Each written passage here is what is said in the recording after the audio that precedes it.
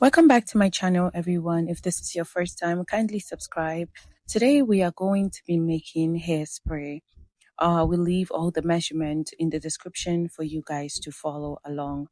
I am going to start by measuring out 1 cup of hibiscus powder. I really love to use this powder for my natural hair. So once we measure it out, the next thing you're going to need is your herbal mix. This can be found on Amazon. To make it easier for you guys, I am going to leave the link to my Amazon storefront so that way you guys can just go ahead, click the link, and voila, you will see this product. So I'm measuring out about 1 cup of this mix. I am using my hand instead of pouring it out because I want to make sure that I get a little bit of every herb that is in this mix. Once you have that measured out, now you're just going to add it to your hibiscus powder.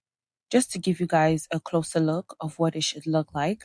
Now, this mix contains different herbs, so it is very beneficial. Go ahead and check it out. Now, I'm going ahead to add my preservative. I usually like to add this in the beginning of the video so that way I don't forget to add it down the line. So it is up to you to decide when to put this preservative. Now, moving along, I am going to now go ahead and add all the essential oil of my choice. I always advise you guys to add essential oils based on your hair porosity because the truth is, if you're using oils that are not good for your hair porosity, it's not going to grow. Now, I am going to add chibe powder. I decided to add chibe powder because I want to retain the length that I already have. And this reduces breakage by allowing your hair to grow longer in time and also reduces shedding. We know that we cannot continue this video without adding our peppermint oil. You guys already know how much I love this oil, the way it soothes my scalp all the time. Now, when you combine this peppermint oil with the hibiscus powder, which also is rich in amino acid and help hair growth and balances the pH of your scalp, that's just a gold mine right there. Now, I am going to pour water, 1 cup of water into this mix.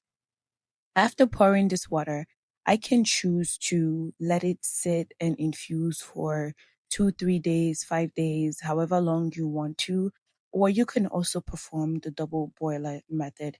I left this for about a few days to infuse on its own so that way I can get all the nutrients possible. With this spray, you can use it when you have protective styles in, like braids. I wouldn't say you should spray it under your weave because it will smell unless you blow dry it. But if you have braids, anything, any other protective style than a sew-in, you can definitely go ahead and use this spray. Now, after letting it infuse for a while, I am now straining it with my cheesecloth. This cheesecloth makes everything so much easier to strain. After straining it, you can strain it 2 times, 3 times, especially because of the chibe powder. Sometimes, because the chibe powder is so tiny, it can go through. But the beautiful thing is that with the cheesecloth, I don't have to worry about that. After straining it, I am now going to transfer it out into my spray bottle. I'm going to show you guys this spray bottle. It also can be found on my Amazon storefront. It also makes it easier to spray your hair when you have cornrows and it massages it at the same time. This brings us to the end of today's video, guys. If you're looking to retain length, reduce breakage, delay premature graying of your hair, and balance the pH of your scalp, you should definitely try this spray. Don't forget to like, share, subscribe, and of course, comment. And I will see you in my next video. Thank you guys for watching. Bye.